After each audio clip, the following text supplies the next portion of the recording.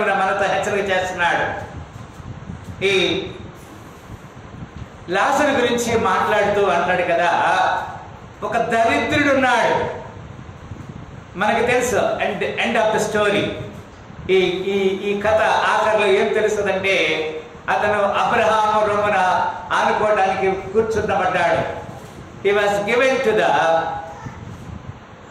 Paradise. అతనికి పరలోకమే పడింది.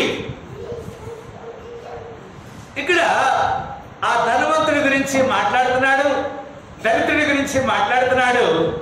ఎస్పెషల్లీ ఈ దరిద్రుడి గురించి మాట్లాడుతూ అంటున్నాడు కదా, దరిద్రులను ఇప్పుడు ఫస్ట్ మీరు చూస్తున్నా, దరిద్రులను అధికారులతో కూర్చుండబెట్టేటకు, అంటే one who become a beggar, maybe one who become a very kind, జాలిగల వ్యక్తి, దయగల వ్యక్తి, కరుణ చూపించే వ్యక్తి ఎవరైతే ఉంటే వారిని God want to seat them along with him. తండ్రితో కూడా కూర్చుండబెట్టుకోవడానికి ఆయన మహిమగల సింహాసనమును స్వతంత్రింపచేయుటకును వారిని మంటిలో నుండి ఎత్తువాడు ఆయనే, లేమి గల వారిని పెంట కుప్ప మీద నుండి లేవనెత్తువాడు ఆయనే. భూమి యొక్క భూమి యొక్క స్తంభములు యెహోవా వశము. Everything is controlled by God. He want to establish whether you are poor or humble. నువ్వు పేదవాడివా, నీవు ఆత్మలో దీనత్వం కలిగి ఉన్నావా? Maybe God will rise and sit along with him. దేవుడు నిన్ను తనతో పాటుగా కూర్చోబెట్టుకోవడానికి ఆయన అధికారం గల వ్యక్తి. యోబు 2:7 ఈ విధంగా రాయబడినది. బుక్ ఆఫ్ జోబ్ 2:7, యోబు గ్రంథము 2వ అధ్యాయము 7వ వచనం విధంగా రాయబడినది. ఏమన్నా అక్కడ, కాబట్టి అపవాది యెహోవా సన్నిధి నుండి బయలు వెళ్ళి అధికారులు మొదలుకొని నడినెత్తి వరకు బాధగల కురుపులతో యోబును మొత్తాను. ఈ స్టోరీ మనకు తెలుసు. How was terrible condition about Job. యోబుకి ఎలాంటి టెర్రబుల్ కండిషన్ ఉందో మనకు తెలుసు పిల్లరా. ఒక అపవాది వెళ్ళి అతని తల నుంచి అరికాల వరకు కురుపులతో బొత్తింది. ఈవెన్ నౌ టుడే, ఈ రోజున మన జీవితంలో కూడా you may be facing that kind of problems. అలాంటి సమస్యలు నువ్వు ఎదుర్కొని ఉండవచ్చు. But God never fail. Man of the world may let you down, but Jesus never fail. Jesus never fail. Jesus never fail. Man of the world may let you down, but Jesus never fail. మనుషులోకము నిన్ను మర్చిపోవచ్చు, కానీ దేవుడు యేసుక్రీస్తు వారు ఎప్పుడు కూడా నిన్ను మర్చిపోడు. ఈ మాటని మనం చూడగలుగుతున్నాం కదా. Right, can you please proceed. ఇంకొక వాక్యంలో మనం చూస్తున్నాం. కీర్తనలు 34:19. కీర్తనల గ్రంథము 34వ అధ్యాయము 19వ వచనం విధంగా రాయబడినది. ఏమంటాడు అక్కడ, నీతిమంతునికి కలుగు ఆపదలు అనేకములు, వాటన్నిటిలో నుండి యెహోవా వారిని. How great God want to deliver us out of all our afflictions కదండి.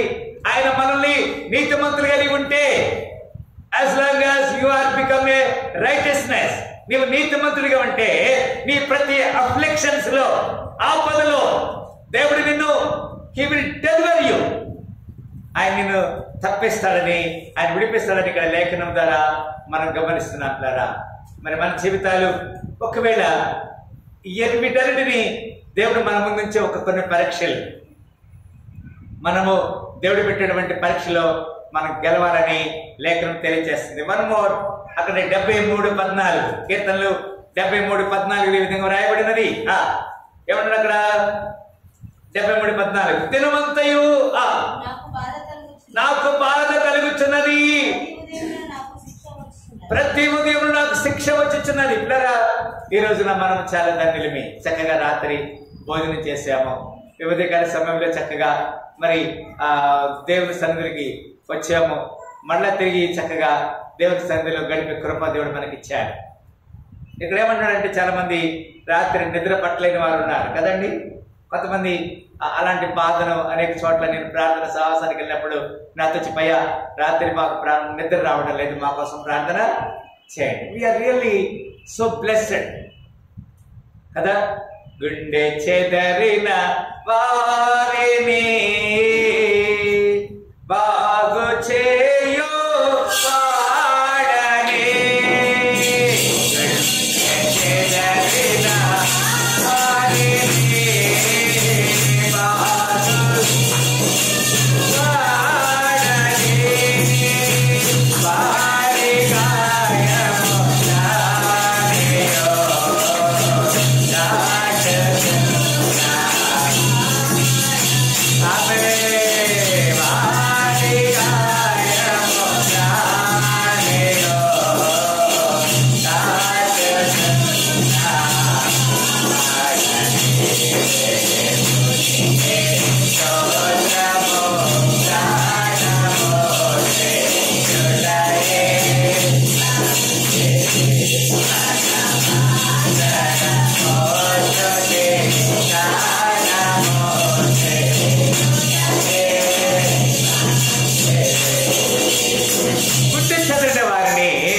బాగు చేసే దేవుడు.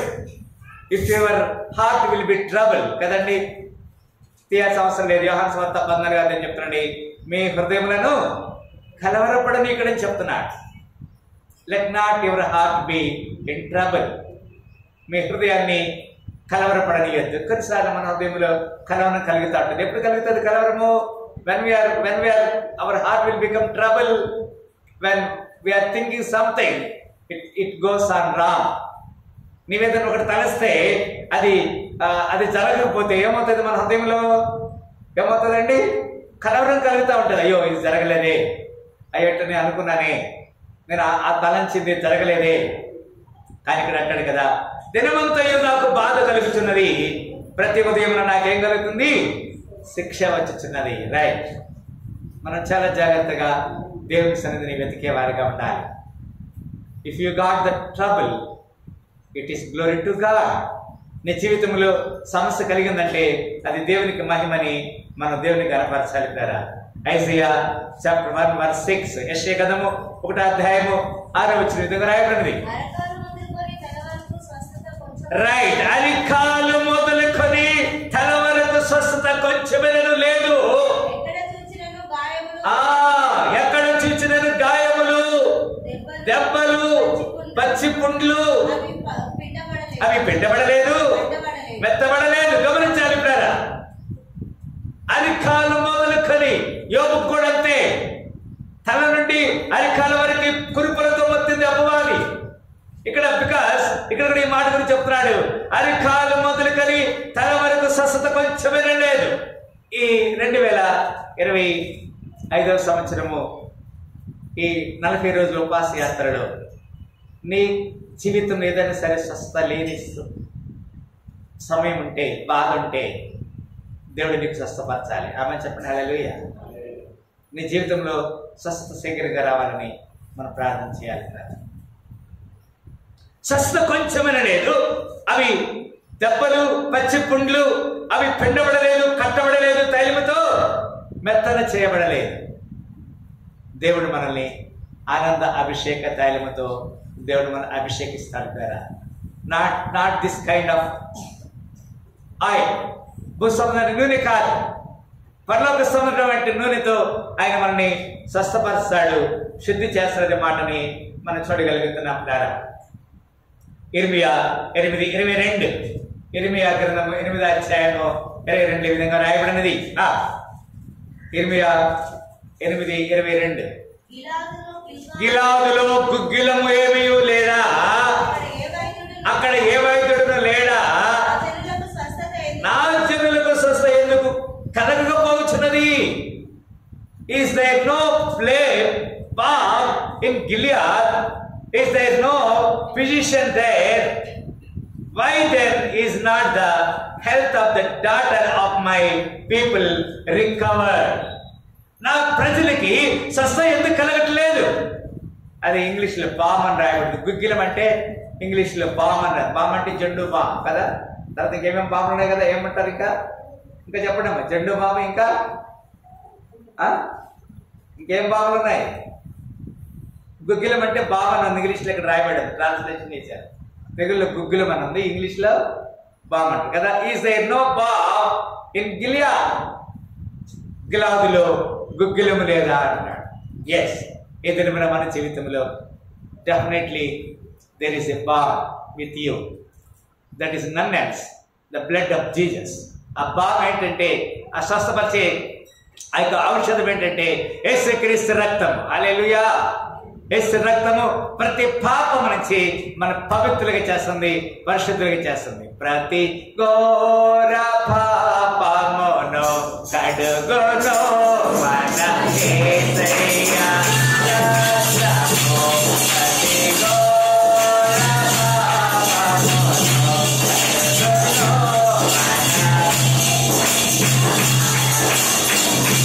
మన శిక్షను తొలగించెను.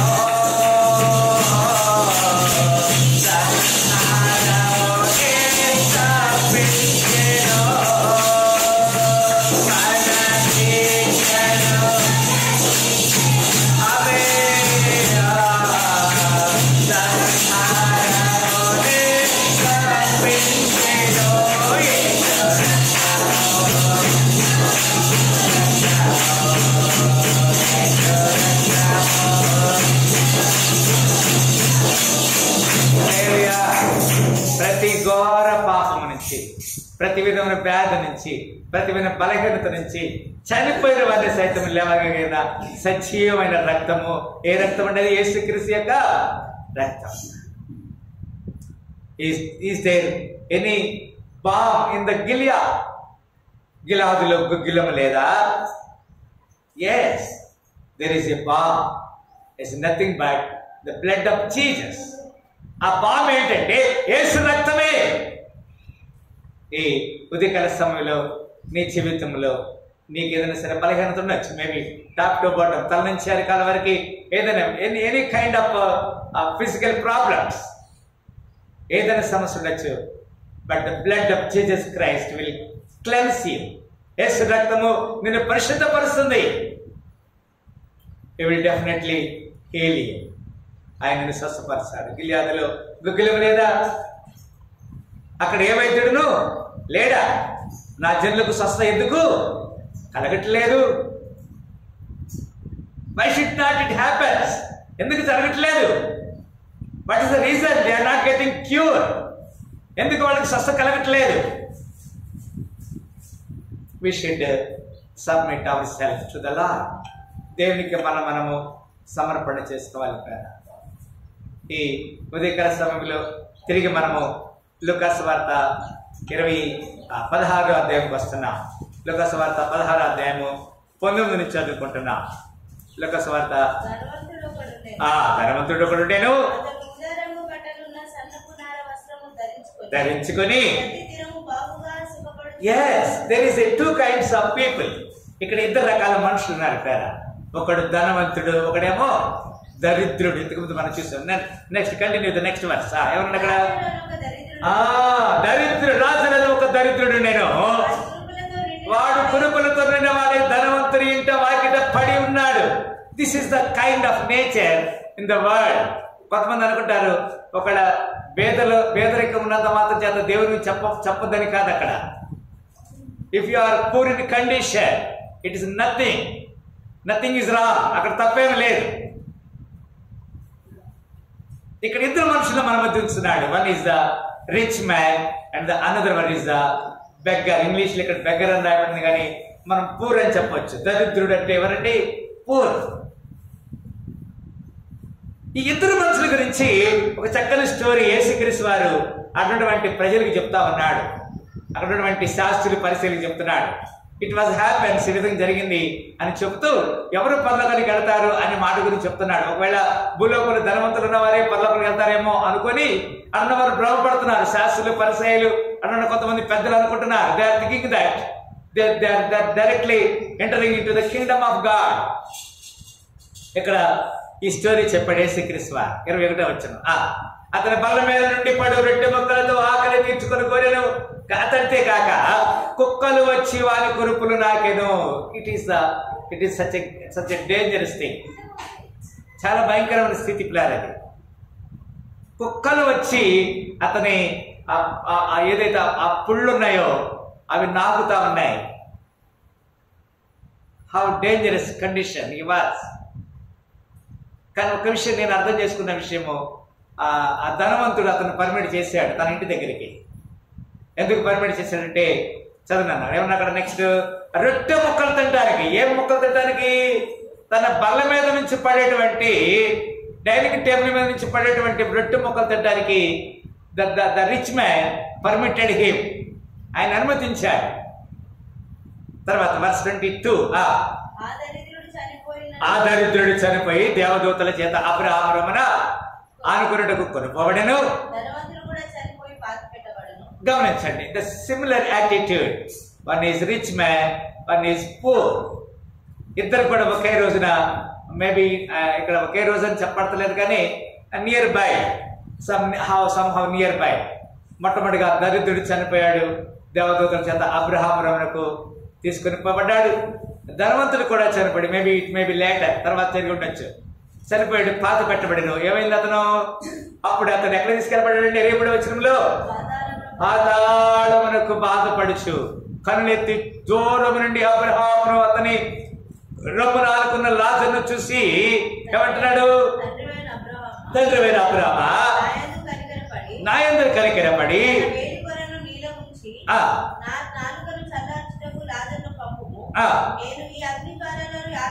yes, one day it will be happens, Clara. How you are leading your life. మన జీవితాన్ని ఏ విధంగా జరిగిస్తామన్నా. ధనవంతుడు చనిపోయాడు, అగ్నిలో బాధపడుతున్నాడు. లాజరు చనిపోయాడు, అబ్రహాము రొమ్మున ఆనుకుని దానికి తీసుకెళ్ళాడు. ఇప్పుడు మీరు ఒక ప్రశ్న అడగచ్చు, అయ్యా మరి ధనవంతులందరూ అక్కడికి కొనుకోబడతారా అని. వేదవారు అట్లా అంటారు. కాదు, ఆత్మ విషయమై దీనత్వం కలిగి ఉండాలని ఇక్కడ లేఖనం తెలియజేస్తుంది. It is not the money you are earning.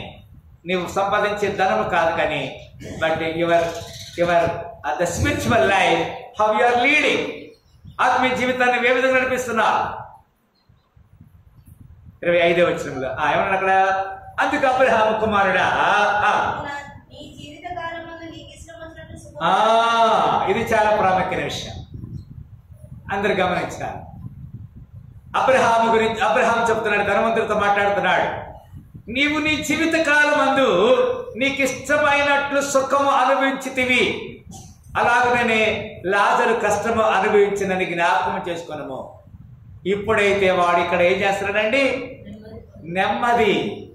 నెమ్మది లేకుండా విస్తారమైన ధనముండుట కంటే, హల్లెలూయా, నెమ్మది లేకుండా విస్తారమైన ధనం ఉంటూ కూడా ఇష్టం అవసరము లేదు.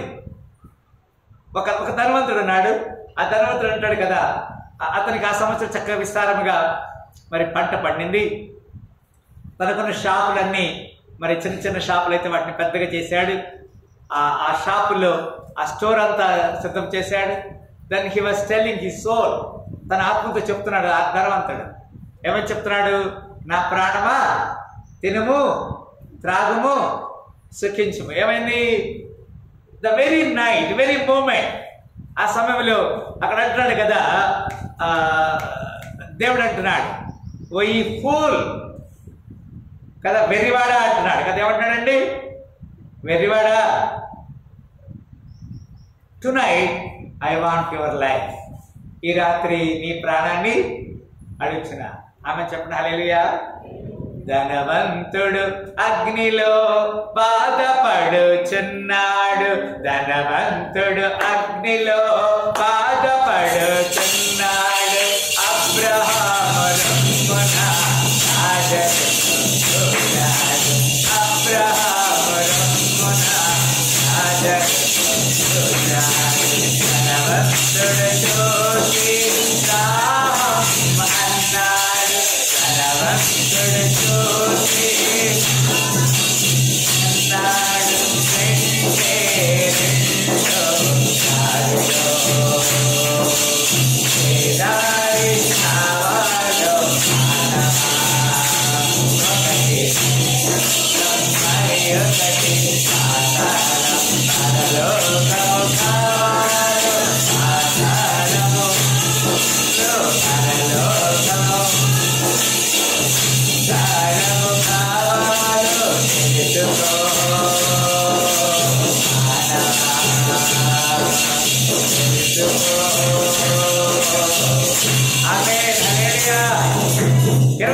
చెప్తున్నాడు, అంతేకాక ఇక్కడి నుండి మీ యొద్దకు దాటగోరు వారు దాటిపో జాలకుండునట్లును, అక్కడి వారు మా యొద్దకు దాటి రాజాలకుండునట్లును మాకును మీకును మధ్య ఏముంది?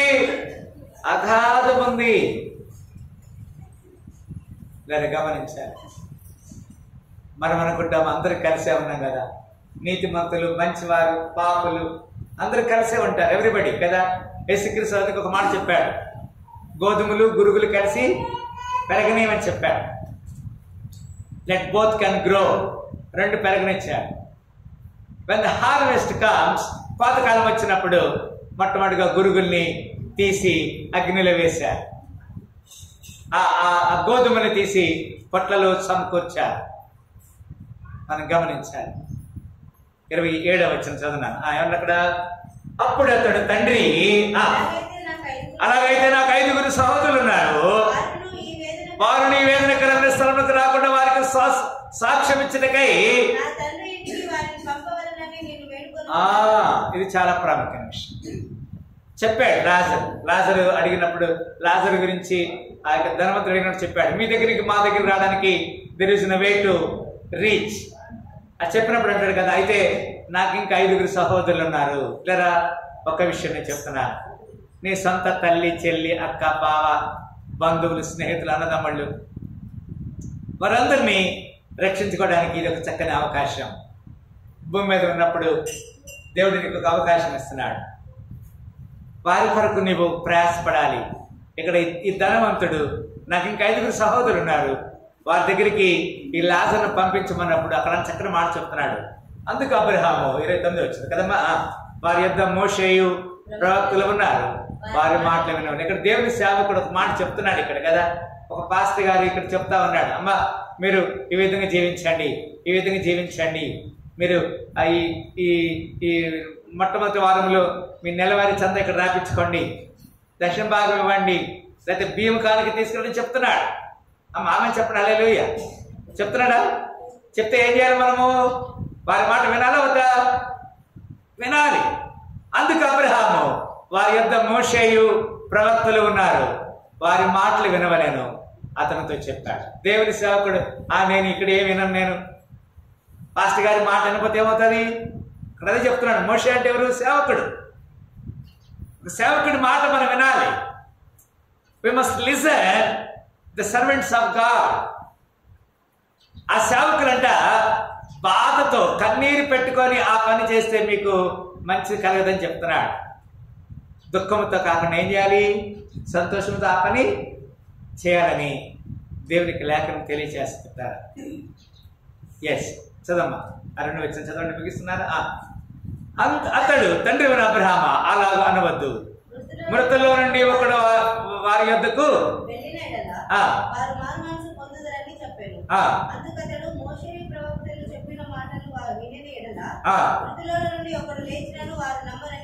రైట్, అదే జరుగుతుంది ఇప్పుడు. దేవుని సేవకులు ఇక్కడ నుండి చెప్తుంటే వాళ్ళ మాట వింటలేదు మనం. అందుకు అతడు మోషేయు ప్రవక్తలు చెప్పిన మాటలు వారు వినని ఎడల మృతుల్లో నుండి ఒకడు లేచినను వారు నమ్మరని అతనితో చెప్పాడు. ఇట్ విల్ బి ట్రూ, అది సత్యం. కొన్నిసార్లు మనము దేవుని సేవకుల్ని మనం తృణీకరిస్తున్నామేమో. మనం సరి చేయబడదాం, మన జీవితాన్ని దేవునికి అర్పణ చేసుకుందాం, అందరి తల ఉంచుకుందాం, ప్రార్థన చేస్తాం. థ్యాంక్ యూ జీసస్, హల్లెలూయా. ఈ ఉదయకాల సమయంలో దేవుడు మనతో కొన్ని మాటలు హెచ్చరిక చేస్తా ఉన్నాడు, తన ఉద్దేశాన్ని మనకి ప్రకటన చేస్తా ఉన్నాడు. మనం సరి చేయబడదాం. ఎస్ ఫాదర్, హల్లెలూయా. గ్రంథాలు విప్పబడగా, అందరు కళ్ళు మూసుకుందాం. గ్రంథాలలో వారి గ్రంథంబు బట్ట బయలై పొందేదరు తీర్పు. ఓ మానవుడా, నీ గతి ఏమౌనో తెలియనా? ఏమేమి చేయుచుంటేవో తప్పించుకుందునా? You cannot escape the punishment of God. దేవుడు పెట్టేటువంటి శిక్ష నుంచి ఎవరు తప్పించుకోలేరు. Maybe you are rich or poor. నువ్వు ధనవంతుడు కావచ్చు, పేదవాడే కావచ్చు. Maybe you ugly or beauty. నువ్వు అందగాడి కావచ్చు, మరి అందహీనంగా ఉండొచ్చు. Maybe you are high or short. నువ్వు హైట్గా ఉండొచ్చు, కొరచగా ఉండొచ్చు. whoever it may be, nobody cannot escape the punishment of God, the judgment of God. ఎవరు కూడా ఆ దేవుడిచ్చే తీర్పు నుంచి, ఆయన ఇచ్చినటువంటి న్యాయం నుంచి, ఆయన ఇచ్చే శిక్ష నుంచి ఎవరు తప్పించుకోలేరు. కనుక భూలోకంలో ఉన్నప్పుడే మనము తీర్మానం కలిగి ఉన్నాం. Thank you Jesus. స్తోత్రములు. ప్రేమ గల తండ్రి, మీ అపారమైన విచిత్ర కృపను బట్టి వందనాలు, స్తుతులు, స్తోత్రం తెలియజేస్తాం. ఏర్పాటు చేయబడిన సాహసాన్ని దీవించండి. ఇప్పుడు ఇచ్చబడిన జ్ఞాపకం చేసుకోండి.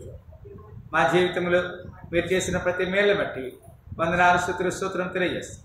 ఈ సాయంకాల సమయంలో ప్రభా, చక్కని లేఖనంలో నుంచి కొన్ని విషయాలు మీరు మాతో మాట్లాడినారు.